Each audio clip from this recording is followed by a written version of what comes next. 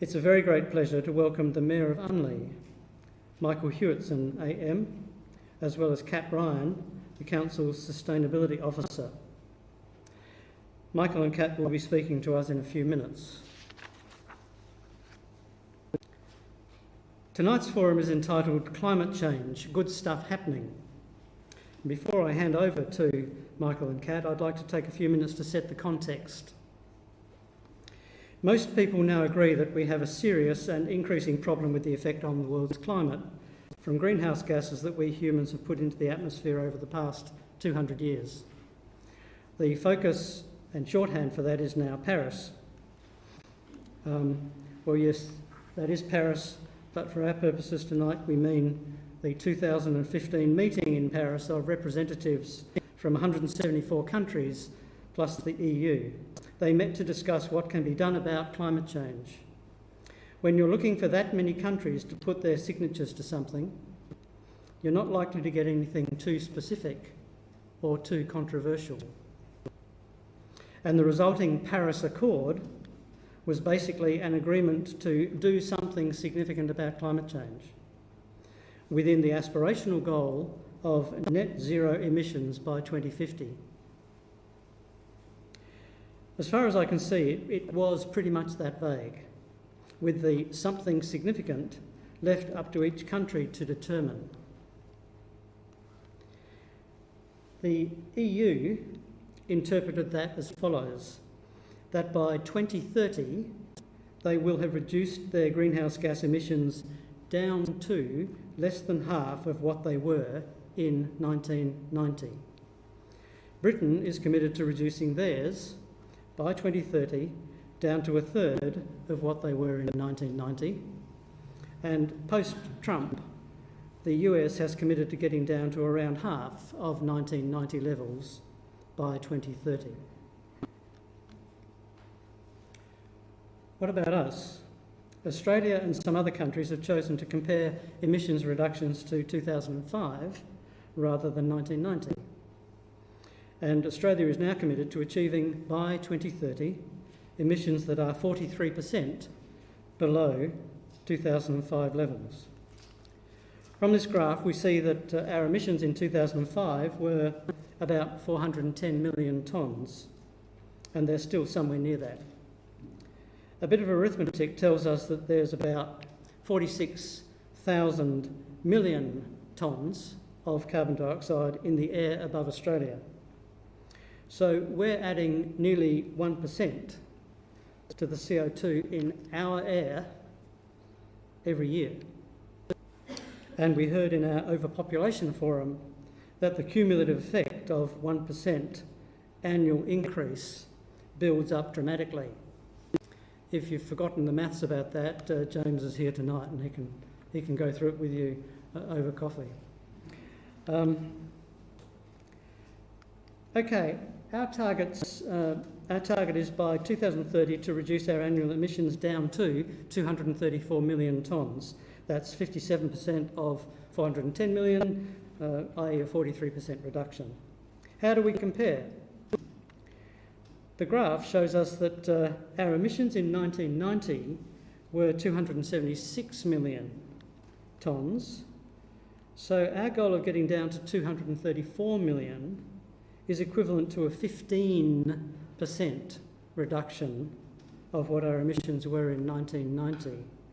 Remember that the EU, the UK and the US are all aiming at getting down to half or less than their 1990 emissions.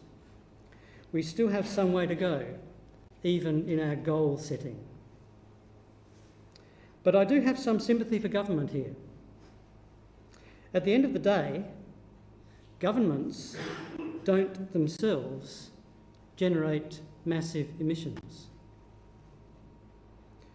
Australia's emissions are generated by the everyday lives of 26 million people and by the everyday activities of our 2.5 million businesses and 600,000 not-for-profit organisations and 1,300 or so federal government entities and over 10,000 state and local government entities. those entities and we, the people, have to change our behaviour in order for emissions to reduce. And the federal government's role in this is mostly to facilitate change. Let's look at some examples of the important economic sectors where change is needed. This is where Australia's emissions come from. So the major sectors are electricity generation. Hang on, I've got a zapper here. Electricity generation, stationary energy, which I don't really understand, but it's something like industry, less electricity, and transport and agriculture. Take the top emitter, electricity production, responsible for 34% of Australia's emissions. These are the top 20 electricity generators. The columns mean how much electricity they produce, and the little grey line floating above the bars, this thing, indicates their carbon emissions per unit of electricity produced, i.e. how clean are they. As far as I can discover, the federal government owns only one electricity generator, Snowy Hydro. That's the sixth one from the right, a middle-sized producer with zero emissions because hydroelectric power is clean energy. As for the rest, some are owned by state governments, some are in private hands, some are dirtier than others. So there are no easy levers for the federal government to pull in order to phase out dirty generators. What would federal facilitation look like here then?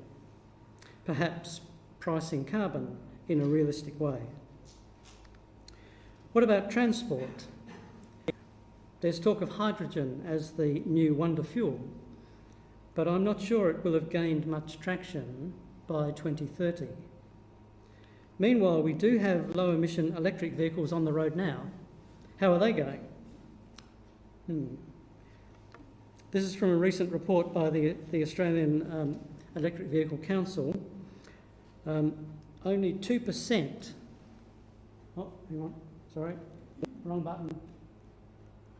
Dear oh dear. Only 2% of Australia's new vehicle sales are electric vehicles, compared to the global average of 9% and the EU average of 17%. Even New Zealand has got to 6%, and no one likes being beaten by the Kiwis. And check out Norway. 72% of their new car sales are electric vehicles. Now, Australians are usually up there when it comes to adopting new technology. Why not with electric vehicles? Markets where electric vehicle uptake is the strongest have government policies that attract good supply as well as stimulating demand. It would seem that there's room for improvement in government policy here, but how? Well, here's an example. For some time in Britain, car companies have been on notice that from 2040, all new cars will have to be electric. Not an aspirational target, it's a non-negotiable requirement. Just recently, the British government brought that deadline forward to 2030. Why? Scientists told the UK government that they would not achieve their 2050 Paris commitment unless the all-electric vehicle date was brought forward to 2032. The British government listened and announced the deadline was now 2030. And they did that despite modelling that indicates that such a change will initially reduce new car sales in the UK from around 2.5 million a year to less than 1 million a year.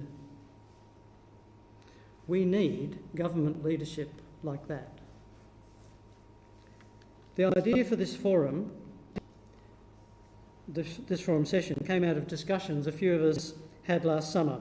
We were doing a study about what we as individuals can do about climate change.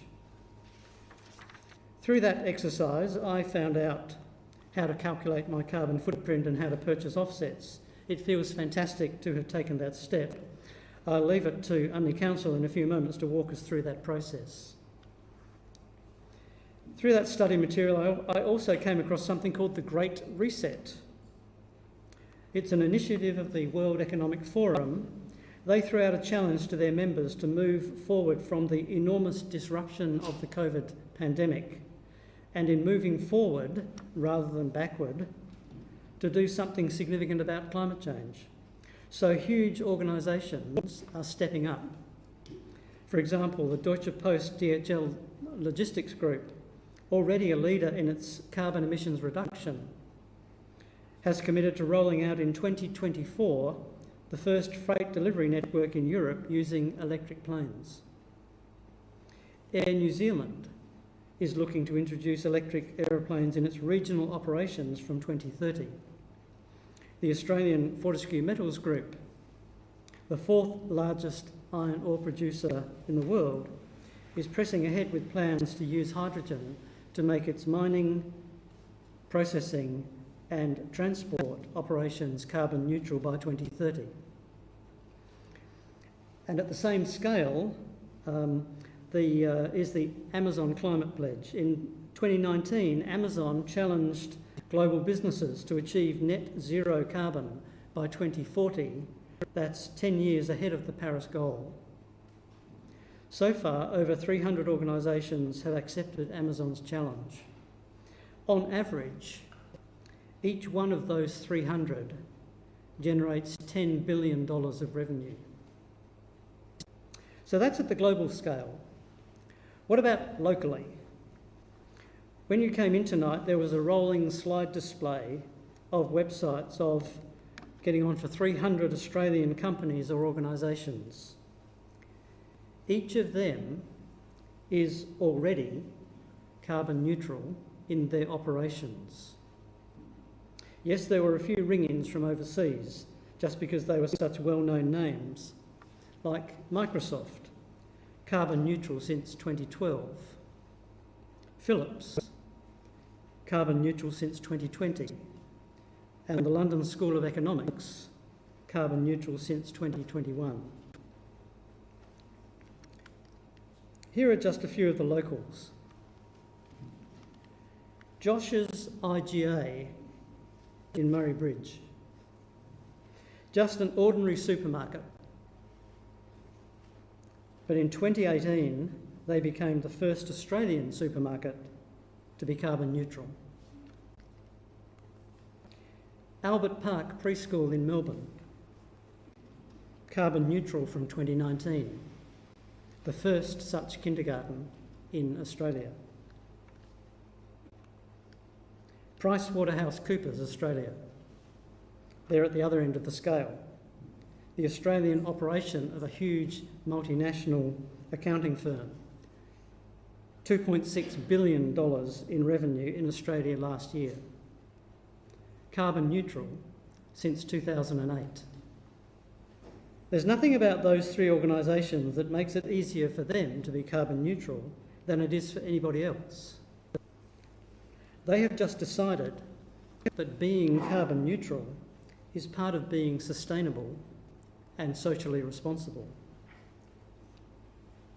There are copies of the full list of the 280 organisations floating around up the back, I think. It's a piece of paper that looks like that, both sides. I urge you to take a copy and look at the websites of some of them. It's absolutely inspiring. So that brings us to our own council here in Unley, who have published their plan to be carbon neutral by the end of next year. Why have they done it? And what does the council's leadership on this issue mean for us as individuals?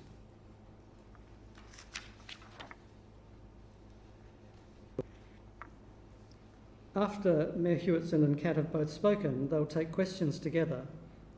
So please hold your questions until then. They've agreed to a recording being made, as usual, and made available on our YouTube channel. For privacy reasons, the recording of the question session will not be published. It will be used to create a brief summary of the Q&A session, but then that part of the recording will be deleted. Michael Hewitson is well known to us. He's been a strong supporter of our forum. Is Michael a microbiologist? Is he an RAAF pilot? Is he a maths and science teacher? Or a school principal?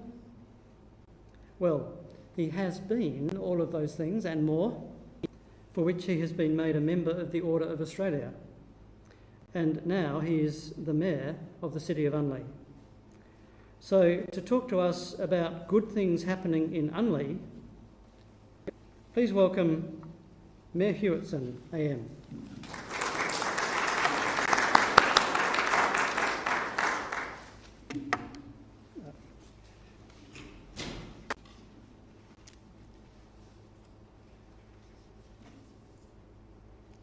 Look, just while we get that set up, you've got a very proud mayor running, I must admit, and a mayor that doesn't expect the city to be perfect. When it comes question time, I look forward to the questions, right? I look forward to the questions very much indeed, because there may be, because if you're perfect, you never learn anything, do you? You never improve. And we know we're not perfect, but we're giving a red-hot shot to deal with this matter. Now, thank you, Peter, for the introduction. And pretty much you've covered the first bit of our talk, which is great. That covers it. The first one is the topic.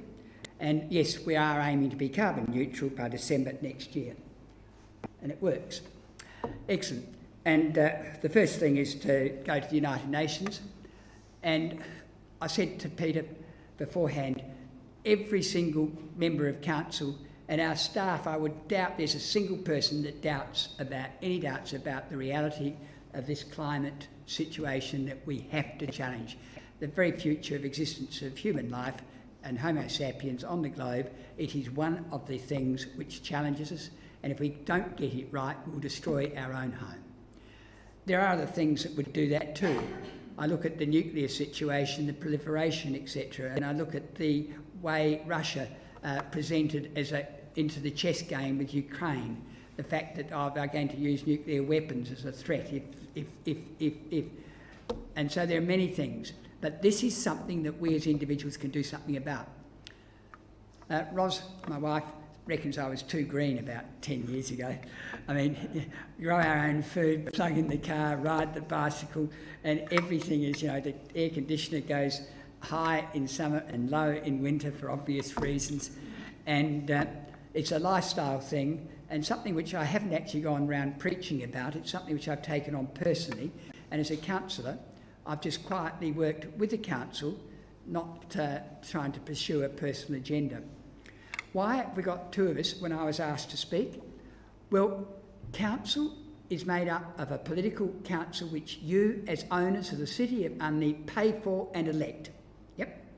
On the other hand, we could achieve absolutely nothing. And I'd like to acknowledge the presence of our CEO, Peter DeSocas, who's come along just as interest. And thank you, Peter. You can take your mask off for that. And Kat. And I recognise that you've got to get the politics right, and you have got to have a staff that can deliver the visions. Otherwise, it's wasted, isn't it? So many councils have big objections, big scale things, and what do they produce? Very little. I'm talking about scope 1, 2 and 3. I was looking at the emission scales, etc., and I was asking myself how many of these companies and how many of these bodies and how many of these councils, when they claim to be carbon neutral, are actually looking all the way down the chain. We're exporting coal at a national level, and does that count in our carbon? Or do we just pass that on and pretend it doesn't get burnt? So these are moral and deep issues. I'm going to skip through the things, but the first one, scale of the challenge, role of council, developing a plan. I better say something about the two words, mitigation, actions halting the cause of climate change. So you're going to have mitigation as a word, and adaptation, that's where you treat the symptoms. And I've explained why we need to work together. That one was plenty. I was going to go back and do the sort of stuff that you were doing to say how important it was. Skip all that, but it's in our talk. Council's approach.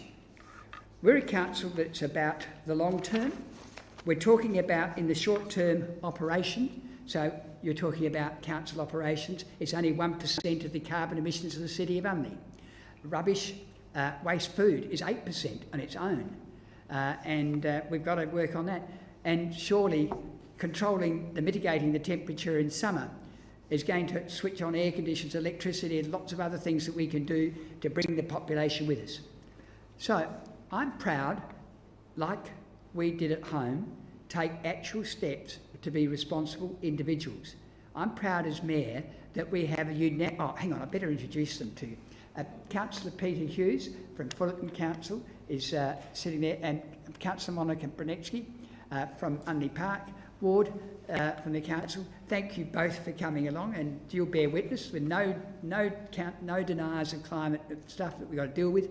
And it's a unanimous vote for the report that we have. So we got a unanimous council at our last council meeting, looking at the council operations, what we're doing. And so the plan that Kat's got for you, politically, has got total united support of every single one of us at council as per the last vote. I can't promise that the vote next few months might change much, but nevertheless. Next, that one's to show how we've worked. Look, I've been on council for a while, and let me tell you, when I first joined, it was an absolute joke. It was everything push back. I was on the Environmental Committee. We did very little. Now, what we've done, that's the Eastern Regional Alliance, we save a lot of money by doing our first heat mapping, and that alerted us the problem. We had two streets on one day. One was 32 degrees, the next one over, hang on, get this right. One was 32, the other was 42, 10 degrees hotter. It's OP Avenue and Park Street. I always call it Mitchell, it's Park. And the difference, 9% tree canopy, 30%. So we found that out for 1/6 the price. That's a bargain, collaboration. Governance risk assessment. I am not surprised. This council staff have won awards for their work in IT, the producing the tree canopy stuff on the rates. We had to pick every tree at notice, national award. King William Road, the work we've done there and the environmental awards we got for that, once again. And so we're winning awards everywhere. And look, Fremantle Council, I can tell you when I was in Perth, was very upset that Unley was #1 council across Australia in actually what we're doing in the area, because they reckon they're a bit noisy. We're a bit quiet about what we do. So, but anyway, I'm pretty proud as the Mayor of Unley of the staff and what they're delivering for us. Okay, mitigation. I told you to remember the word.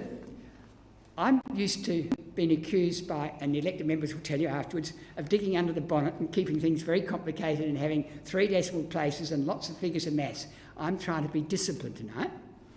Here we go. Mitigation is action to prevent greenhouse gas emissions releasing into the atmosphere to stop further changes to our climate. Very straightforward, I hope. It's about halting the cause. I probably skipped one.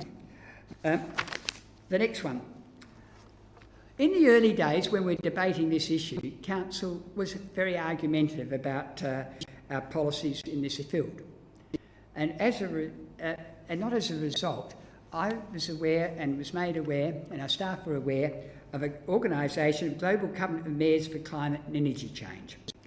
This was in December 2020, and our council unanimously, I'm grateful for them for unanimously endorsing my motion to actually join it. And why is that important? You remember, or talk, this is what we're doing, or claims. This body actually measures what we do and gives us a report card on what we're doing. It does many other things, but you can look that one up. I'm pretty pleased we got that one. And now, I'm acting as the council politician tonight, and I said the staff have to deliver the goods. Yep. So we have the policies, all these aims, and I'm very proud now to introduce Kat to you to tell you the detail and the work the council has done to produce that political vision. Thanks, Kat.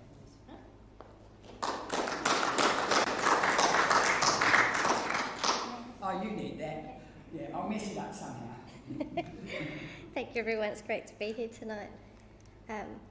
So when Council endorsed us joining the Global Covenant of Mayors for Climate and Energy, that's through ICLEI, an international group, we developed a climate and energy plan. I've got some copies here tonight, no obligation to take them, but there are some here. It's also on our website. But the first step that we did was to complete a technical report. This is again available on the website, which reviewed the science, the policies, what other people were doing, and did our carbon footprint analysis and recommended some actions with high-level costs. We then created the draft plan as a 10-year 2030 plan originally, with an emissions reduction pathway, which I'll show you in a second. We then went out for consultation, had online hard copy drop-in sessions, and when it went up to Council with that feedback, the elected members accelerated the plan to be carbon neutral by December 2023, which I think I can say I was very proud of that happening on the night, but it did cut our work out for us. We're happy to be doing that. So since then, we've already been implementing the plan with project delivery, and we will be purchasing carbon offsets from December 2023, but absolutely have that continued active reduction of our carbon footprint through the 10-year plan. So the carbon footprint, I will just say too, some people, and I appreciate there's probably a real mixture of knowledge in the room, but you hear about carbon footprint, CO2 or CO2e, they're all often the same thing, but has everyone heard about when they talk about other emissions like methane and things from beefs, and you think, oh, hang on, but they're just talking about carbon? So there's a National Greenhouse Account Factors book. This is all of the mathematical equations. I nerd out on this stuff, you guys don't have to. This is like what's inside the black box of how they come up with one number for carbon footprint. Or when you see CO2e, it's CO2 equivalent. So in here, they've got all the equations about how they work out what 1 kilo of beef is, for example, as equivalent of carbon dioxide. And a good example of that, this comes out every year, it's publicly available, is they can work out what 1 kilowatt hour of South Australian electricity is compared to Victoria, because everyone's got different amounts of wind and solar farms in any one year. So it's actually quite clever, it's all publicly available, but that's what's inside the black box of how they come up with these numbers and just one number. Hope that makes sense. So Unley's corporate carbon footprint was 3,600 tonnes. And again, I'm really proud, we've got up here the different colours. So scope 1 is fairly straightforward. That's when you are burning the gas. You yourself, or council in this instance, are turning the ignition on a combustible fuel car. So you're burning that gas. Or you're turning on a gas stove. So it's direct emissions, we're the ones burning it. That's our scope 1.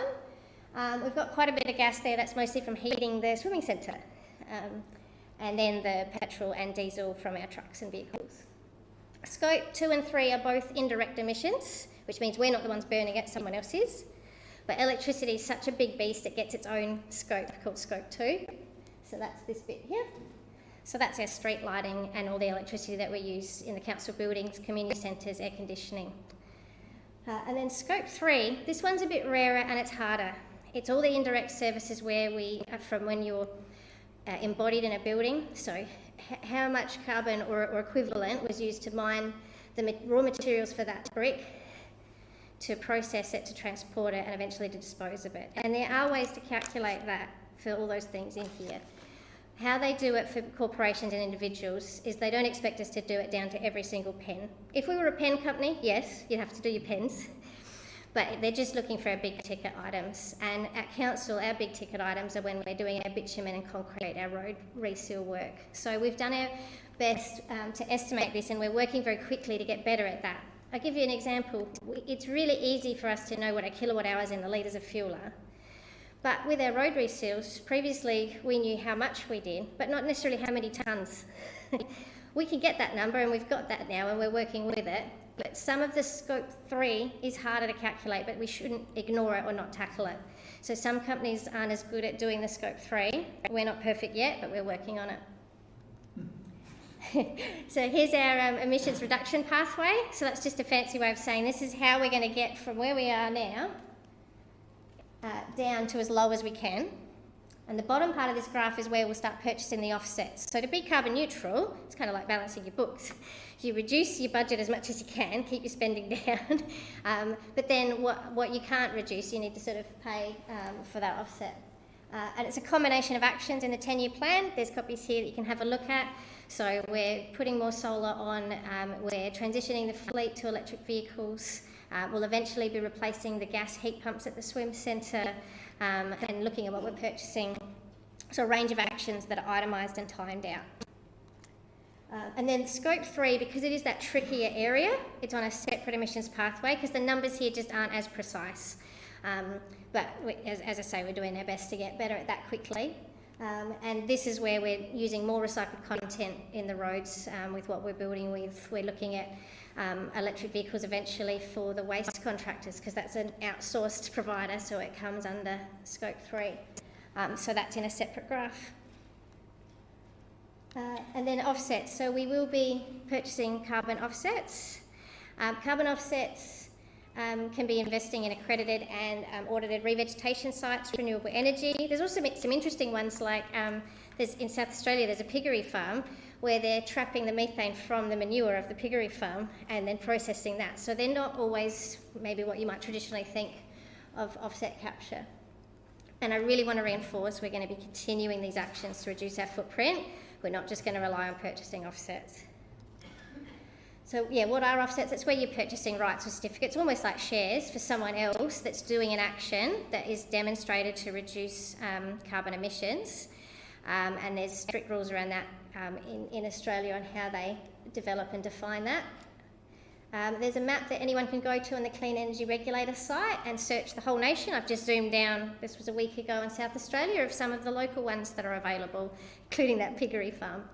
And there's different degrees with the vegetation. There's some biodiversity revegetation sites as well as more compact forestry ones.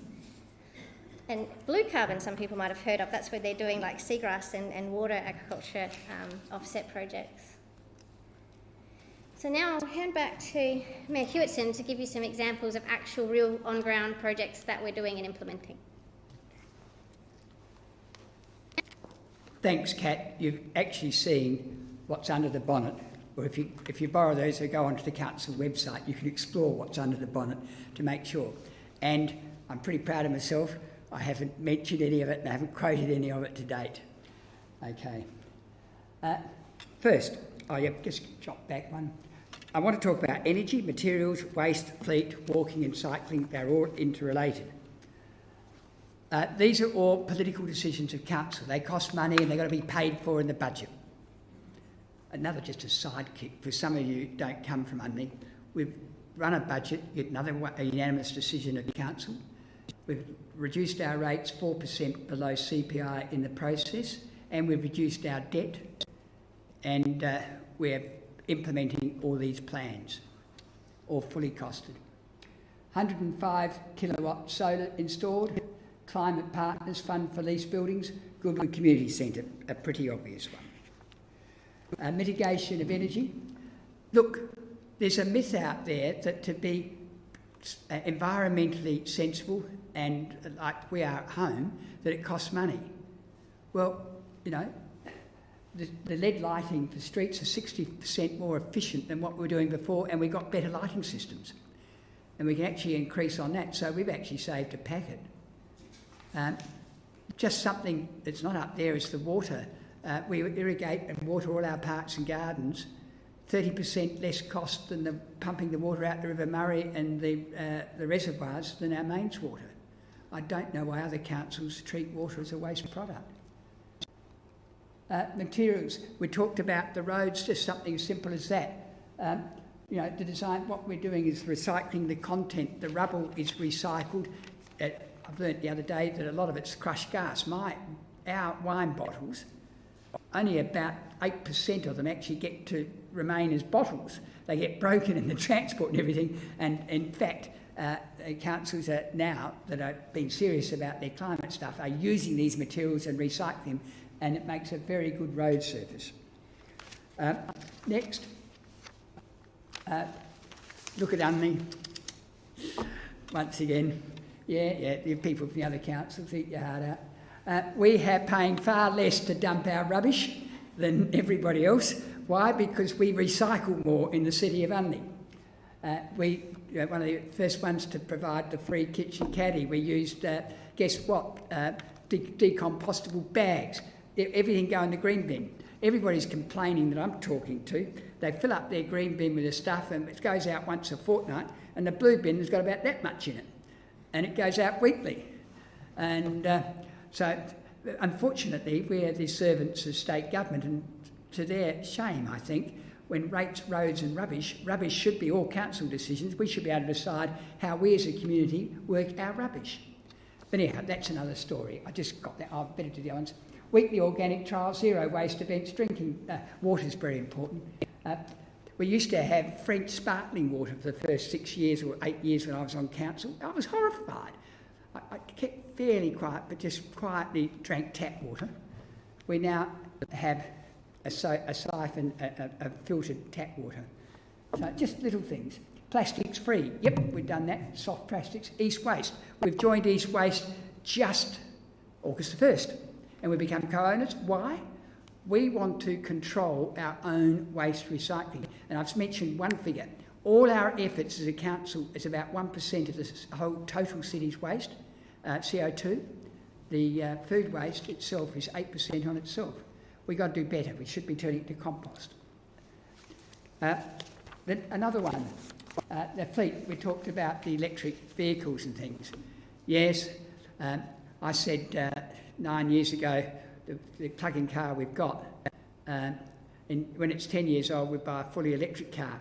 I don't know that I'm going to be able to fulfil that, because you've got to put your name down and join a waiting list forever.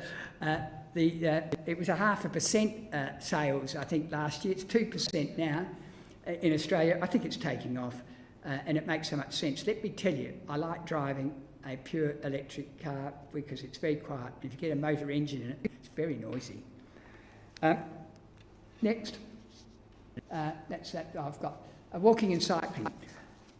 We have got 4 times the number of cyclists as the average going to work using a bicycle. Why? In my last newsletter, I printed a diagram showing comfortable riding. 3/4 of Unley is blue. I'm probably exaggerating if I claimed that rest of 10% of the rest of metropolitan Adelaide was blue. It's probably actually about 4%. And then, of course, you follow the lines where you cycle along and it goes unsafe. Look at the amount of CO2 we save just at one school in Goodwood, a Catholic school. 400 car trips each day 3 years ago were being made, where now 100 kids ride their bikes to school. There's been no program to achieve it. It's just building that road network, and we just finished the bits around that school. The Catholic schools travel a bit further. And this year, and it doesn't sound much, but it's environmentally important. For about 140,000, we are putting lights across, I hope you all know Unley well enough, across George Street, which will connect St Raphael's School and Parkside Primary School to the rest of Unley. We had people in our street, in Ramage Street, that 12 years ago asked for a safe crossing so their kids could ride to school unsupervised. They didn't have to be driven. It's taken all this time to get that, even in the city of Unley, but we've got a plan and we're doing it. Next one. I'll probably switch the whole thing off. Yep, I've done that. Oh well. Could I rescue? Building resilience. Is this yours? Adaptation. Sorry. Yep. So, look, we've also planning.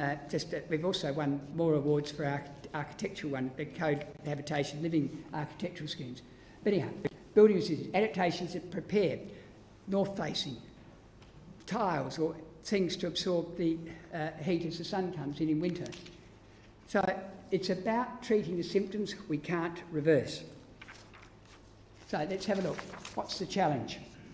There's a picture of Unley. Oops, next one's better. Look at all the trees gone. That's what's happening. We haven't beaten that one yet. We need state government support. We're losing the size of Unley Oval from just 200, I better keep it 200, it's actually 212, on average over 3 years, pretty consistent. New developments that increase the built form lose 35% of their tree canopy, 2 hectares each year, year after year after year.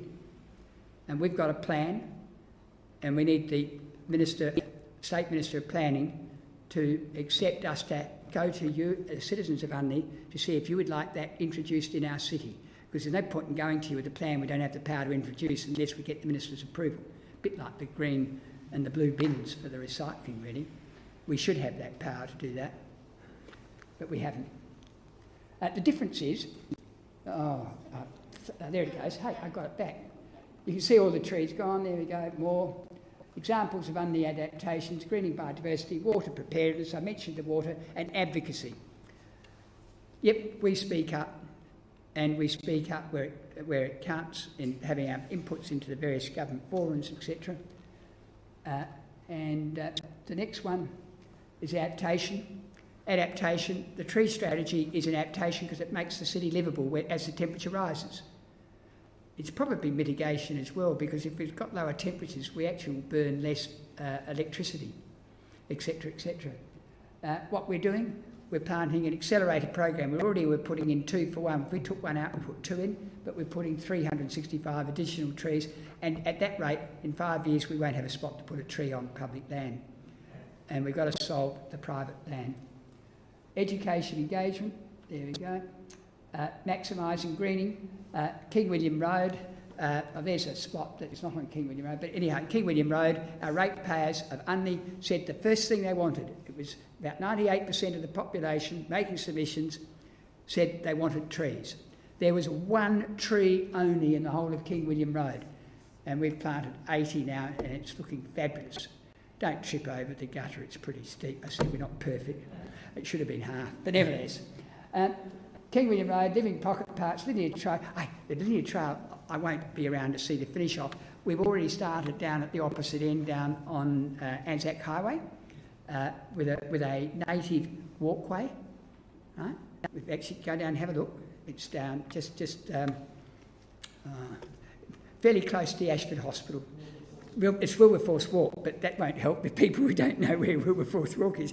And then we want to connect that up to Ridge Park as a native corridor all the way through. Windsor and all those roads will be part of it. That's just by the way. Oh, there's a national award. The red ones are trees that were removed 3 years ago. The bright green ones are trees that have been planted. The grass is the darker green, and the sort of olive colour that was there. That was what was there. And each of the ratepayers of Unley have had it on their rate notice exactly what their canopy cover is of 3 metres and above. At the moment, it's education. We can actually do more with that. We actually know what the problems are, down to the nearest 10 square centimetres. Water recycling, I've mentioned that in passing, but we also capture the water on the streets, etc., and that puts the roots down and the cooling effect increases.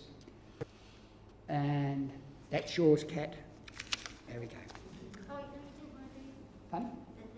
Have I missed one? Yep, that's right. Just click the next one. Oh, flood. Yeah, no, hang on, that is mine.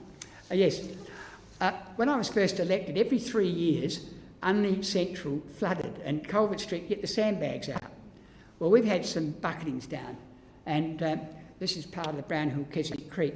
I'm proud of the Keswick Creek part because it does Glen Osmond Creek, and we're capturing the water in the parklands for the creeks that go up to Keswick Creek. Brown Hill Creek, I've never been impressed with. We're treating it as much like wastewater, although retrospectively, having got the plan, councils around are now trying to capture water. We actually capture water out at Brown Hill Creek already, and that's the water we use as well as Ridge Park. We've actually got that side of Unley being watered by one, and the Ridge Park water is this side of Unley. But that stopped flooding. Power reliability, state government advocacy, well, we're pushing. And at least the opposition, when they lost power, have actually come on board with our tree canopy scheme. I wish they'd done it when they were in power, but at least that was asked for. To be fair, the current minister said he wasn't going to do anything unless he had the opposition on side, and asked us to get the opposition on side, and the opposition have supported it, and that's a pretty major step. And now that's yours, Kat. So thank you to Mayor Hewitson for running through some of those actions of examples of on ground, both for how we're getting to carbon neutral. Thank you, I'm a bit short. But also recognising we need to be adapting to get our city to be climate ready. We need to be doing both, and I'm proud that we are. But the elephant in the room is that the corporate emissions for council's operations is estimated around 3,000, but community emissions for Unley is 315,000. That number's quite rubbery, I'll tell you that up front, because there's no current easy way to capture at a council level, because the government, as far as I know, aren't checking on us enough for community emissions of how many people are making international flights, how many people are eating red meat. We don't have that cut down, that cloth at a council level, but they've got some pretty good science to estimate that. It's too much, no matter what the exact number is. So, at least you haven't switched it off. not sure what's going on. So if we go back to that sort of global emissions of what's happening, or the aspirations of how we need to get this curve down, see, the flattening the curve from COVID's helpful language now for flattening the carbon curve. Our community, we need to be doing a similar curve on our equivalent emissions. This slide came from a talk we recently heard from Saul Griffith from Rewiring Australia. I don't know. Oh, there we go. And he gave a follow-up slide from how a household had actually done their own calculation of how they're going to do a similar curve, where they thought, okay, we're going to get solar now using a company that will finance it if they didn't have the cash up front. They're going to purchase a battery in 2024 and get an electric vehicle in 2025, and on top of that continue doing the good waste, thinking about what they're purchasing and what foods they're consuming, and do their own personal household reduction. It's absolutely possible. So some ideas about how you can do that at Unley, and how Unley's supporting its residents at the moment. We run a number of different talks on at the Unley Town Hall Library and other locations. We've recently done ones on battery and solar, on electric vehicles, and most recently on a local Goodwood author that has written Visions 2030 book. We have a free home energy toolkits for loan at both libraries that have some gadgets in there that you can plug in to your fridge, and it'll tell you how much usage it's got with a little workbook that you can go through. There's heating guides that are usually available. The waste one's obvious as a council. Thank you for everyone that is using the waste bins, as they should be for anyone here that's taken the pledge, where we encourage you to use your bins as much as possible to their full advantage. And I really encourage you to try and not put the blue bin out every week, see how you go. It makes a big difference. We also have some tricky item options available at our depot people may not be aware of, where you can bring residential quantities of car batteries, oil, fluoro, and light tubes, and polystyrene as well. Reducing petrol use, so please discover our walking and cycling trails if you haven't already. Some of them are actually quite hidden, they're not necessarily on the main arterial roads. We've got some beautiful walking and cycling trails, public transport and the e-scooters.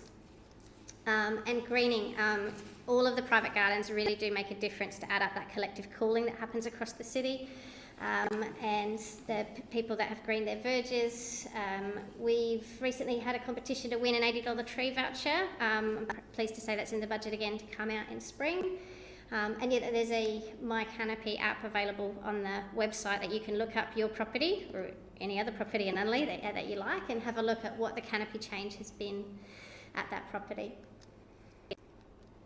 I'd really encourage us all working together. Collective difference really can add up. That website there, if you put the short handle in of climate, or just search for it on the website, there's links to some free personal emissions calculators, but that's if you're nerdy and a number person like me. But you don't have to work out a number, just do some of those actions that reduce your emissions. That's awesome.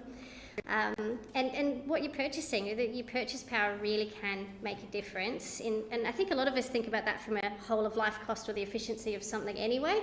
Try and have that mindset of what carbon footprint, how local is this, what were the materials used to make it when you're purchasing anything new. So did you want to sum up, Mayor Hewitson? We don't need passport. Look, very easy to sum up. When we take questions, please feel free to ask anything. If it's of a political nature, I will take the question. And I promise you, I'm not going to start quoting 3 decimal figures under the bonnet. If it's a technical question about actually what we're doing, which is the responsibility of staff, the CAT will take that. So, over to you. Thank you very much for joining us. And for those people who are part of Unley, thank you for the privilege of supporting us as we work on this journey to be carbon neutral 2023.